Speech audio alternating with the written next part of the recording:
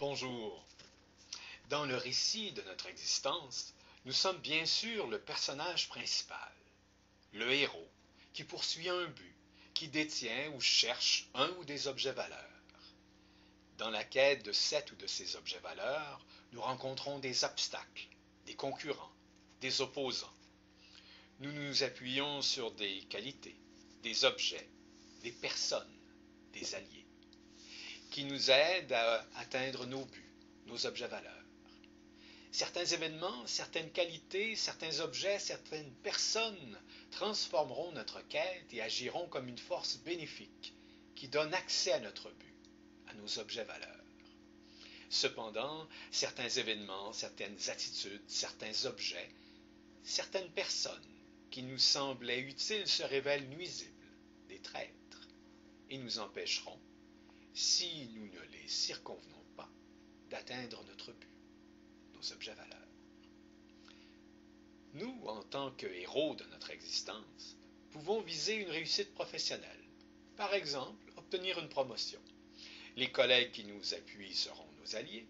Ceux qui visent le même but, le même poste, nos opposants. Nos compétences et nos efforts pourront agir comme une force bénéfique. Nos manquements aux politiques de l'entreprise ou à l'éthique, réels ou présumés, à tout le moins dénoncés, seront nos traîtres. Pour un de ses collègues visant le même poste, et qui est le héros de sa propre existence, qui serons-nous? Un allié, parce que nous considérons que cette personne mérite d'obtenir son objet valeur. Un opposant, parce que nous ne voulons pas renoncer à ce but. Et si, ne renonçant pas à notre but, nous mettons des moyens en œuvre pour empêcher notre collègue d'atteindre son objet valeur, telle une petite campagne de dénigrement, ou de mise en lumière des failles et des manquements, ou encore une dénonciation d'une erreur, de manquement. Qui sommes-nous pour notre collègue? Un traître. Considérons maintenant un enjeu plus existentiel, plus essentiel que la quête d'une promotion. L'actualité nous en fournit un exemple dramatique, voire tragique. La pandémie de coronavirus. Pour chacune et chacun d'entre nous, il s'agit d'une épreuve, au moins potentielle, d'un opposant.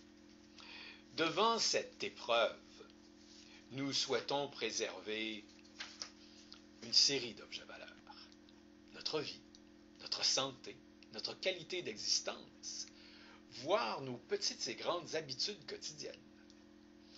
Nos gouvernants et les responsables de la santé publique, qui sont nos alliés dans cette quête à multiples niveaux, nous amènent à renoncer, de gré ou de force, à certains aspects de nos habitudes ou de notre qualité d'existence qui, dans les circonstances actuelles, sont nuisibles, voire traîtresses à l'égard des objets valeurs plus fondamentaux que sont la santé et la vie.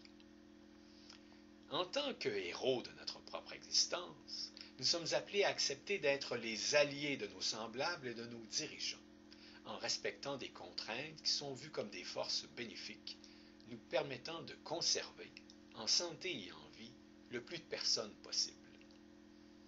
La difficulté ou le refus pour certaines personnes d'agir en conformité, en alliance avec ces contraintes forces bénéfiques, place ces personnes dans un rôle d'opposante au bien commun, voire même de traître, si leur comportement contribue à la propagation de la maladie. Ici, les paradoxes ne sont pas une simple vue de l'esprit. Ils risquent d'affecter et d'infecter les corps.